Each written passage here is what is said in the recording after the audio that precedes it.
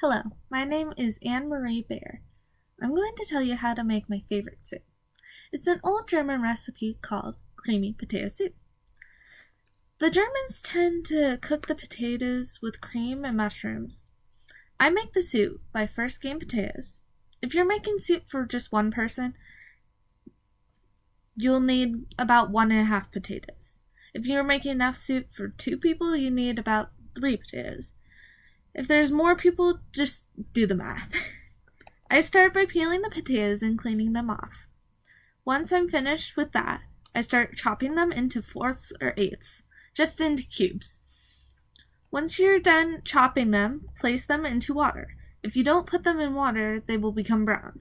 This happens sometimes when they are oxidized. So I just leave them in the water. I use a pressure cooker with a little bit of water in it. If I am just serving myself, I have figured out that I need about 1 cup of water. If I'm serving more people, I'll add about 2 cups of water. I drain the water and the potatoes that the potatoes are sitting in and put the potatoes in the pressure cooker. The time that the potatoes are in the pressure cooker depends on many different things, such as temperature of the stove. So watch for steam to start coming out, and then let the potatoes cook for about 1 to 2 minutes. After that time, turn the stove off, but don't remove the lid, because the steam will be released.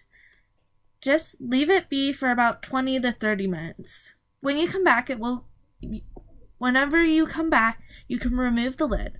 When you open it, you will have to look inside to see if the starch from the potatoes stuck to the sides of the pressure cooker. If there is, just clean it out. I grab a food processor at this point and put the potatoes in about a cup of the water from the pressure cooker inside. I process them, which makes them smooth and creamy. You can move the processed potatoes into a new pan, or you can just put it back into the pressure cooker without the lid so that you don't have to clean it as many dishes. You'll have to look in the pot to see if you'll need more water to thin out your soup. You're not finished quite yet, though. You need to still saute onions. If you are making the soup for one person, you'll need about one smaller onion. If you're serving 2, you'll need a larger onion. Dice your onion and saute it. Wait until it browns because it will taste much better if it's brown. I normally saute it with a bit of olive oil. Once brown, I add it to the soup. Now add your favorite spices. I tend to add salt, pepper, white cayenne pepper, a bit of chili powder. Really just add your favorites. Sometimes I'll even add cumin pepper. Maybe add a bit of margarine and let cook. You can replace the margarine with cream if you would like, but I preferred a bit of margarine. Let the soup simmer for about 10 minutes so that the onion flavors the soup.